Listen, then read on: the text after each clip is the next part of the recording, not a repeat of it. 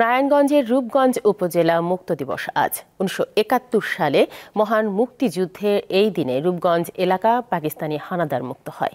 ১৩ December পাকিস্তানের সেনাবাহিনীকে চারিদিক থেকে ঘিরে ফেলে মুক্তিবাহিনীর সহযোগিতায় মিত্রবাহিনী। আগের দিন রাতে কুমিল্লার দিকে থেকে আসা পাকিস্তানি সেনাবাহিনীর সঙ্গে পরদিন দুপুর পর্যন্ত সম্মুখ যুদ্ধে হানাদার বাহিনী কোণঠাসা হওয়ার পর আত্মসমর্পণের সিদ্ধান্ত নেয়। মুক্তিযুদ্ধের ৩ নম্বর sector commander major general KM Shafiullah, তার এস ফোর্স ও মিত্রবাহিনী, তৎকালীন উপজেলা মুক্তিযোদ্ধা কমান্ডার আব্দুল জব্বার খানের পিনু গ্রুপসহ প্রায় ২,০০০ মুক্তিযোদ্ধার বিশাল বাহিনী বিজয় পতাকা উত্তোলন করে রূপগঞ্জকে শত্রুমুক্ত ঘোষণা করেন। মুড়াপাড়া বিশ্ববিদ্যালয় কলেজের ছাদে বিজয়ের পতাকা তুলে রূপগঞ্জকে শত্রুমুক্ত ঘোষণা করা হয়।